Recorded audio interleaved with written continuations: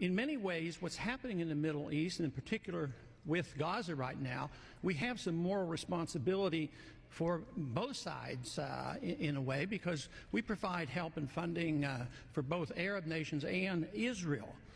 And so we definitely have a moral responsibility, and especially now today, the weapons being used to kill so many Palestinians are American weapons, and American funds essentially are being used for this. But there's a political liability which I think is something that we fail to look at, because too often there's so much blowback from our intervention in areas that we shouldn't be involved in. You know, Hamas, if you look at the history, you'll find out that Hamas was encouraged and really started by Israel, because they wanted Hamas to counteract Yasser Arafat. And you say, well, yeah, that was better then and it served its purpose, but we didn't want Hamas to do this. So then we as Americans say, well, we have such a good system, we're going to impose this on the world. We're going to invade Iraq and teach people how to be Democrats. We want free elections.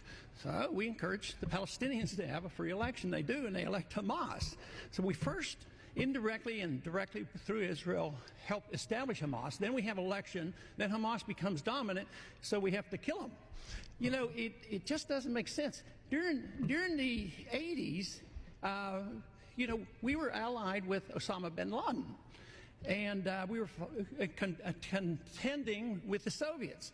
It was at that time our CIA thought it was good if we radicalized the Muslim world.